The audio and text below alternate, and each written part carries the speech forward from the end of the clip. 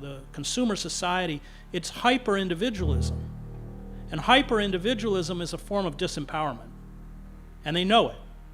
So you get to express your personal identity while you are being stripped of collective power. And the elites are not going to go without a fight. Look at what happened at Standing Rock under Obama.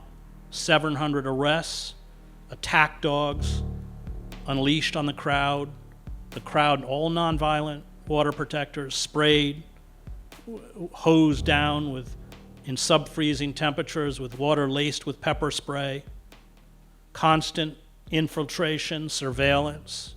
They'll play dirty, but it's the last fight we have, and it's one that if we lose, then we're not just talking about the collapse of the American empire, the extinguishing of American democracy, which, let me tell you, does not exist at this moment, but we're really talking about the eradication of the human race.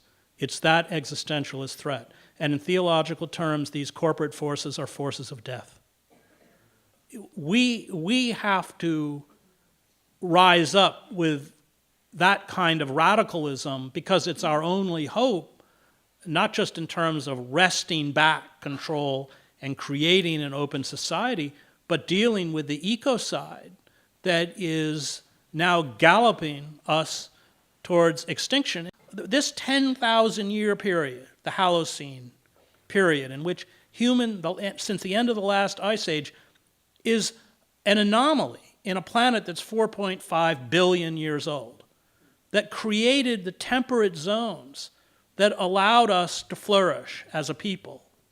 And we are destroying the Holocene. We are destroying this very fragile, peculiar moment, climatary moment that allowed us to survive. And climate scientists, and you can look it up, but they've done mathematical calculations that range anywhere between a 70% die-off and complete extinction.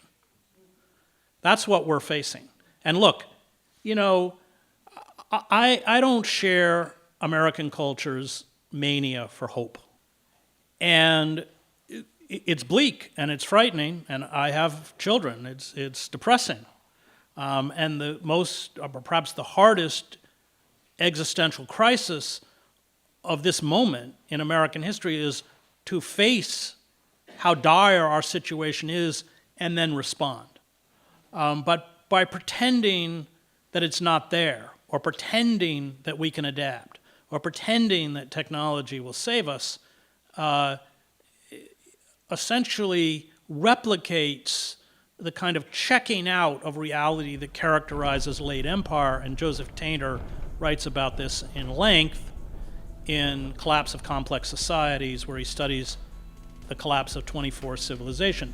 But it comes a point when reality is so stark that people just can't look anymore. But that makes it worse.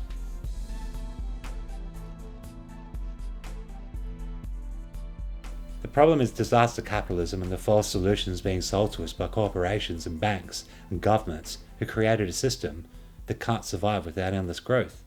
And the belief we can just make more stuff, like solar panels and electric vehicles, to get ourselves out of this mess. But making more stuff to maintain economic growth is only going to drive us over the cliff with a smile on our faces from a consumerist-fueled psychosis. The solution is to degrow the economy, of course, and to learn to live with less, which will probably make everyone a bit happier as well, not feeling judged by the clothes they wear or the postcode they live in. But it's like we're living in an abusive relationship with capitalism, which controls us with fear that we're not enough, not good enough, not thin enough, definitely not cool enough. But like all of us, that vulture is also in a trap. A growth trap, because of warfare. You know, think about humans are always, constantly, forever striving, spending trillions of dollars to build a better weapon than the other side has. So riddle me this, people. How can we ever be sustainable while we continue to grow militaries in preparation for war? If I were the prosecutor and going to sum up my case against humanity, it'd be a really simple summing. We are the smartest thing that's ever appeared on the face of this planet. We know, many people know, that we are headed for an end of civilization, which will bring suffering so vast you don't even want to think about it. And yet somehow we haven't gotten smart enough to organize ourselves to avoid that end.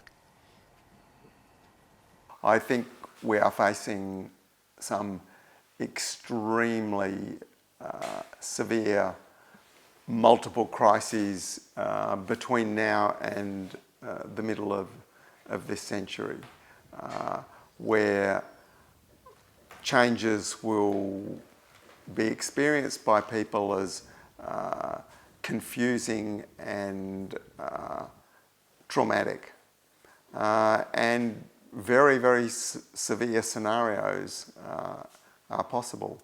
My future scenarios work maps some of those. They all involve some sort of energy descent where we have less resources. But I think some of the things that could emerge out of those crises are actually a world that's better for people. I don't think we'll get there without pain and suffering. Is it too late to hold temperature to 2 degrees? Not quite, but we're getting close. And that's because already just with the momentum in the climate system, we are committed, I think, to 1.3 or 1.4 degrees.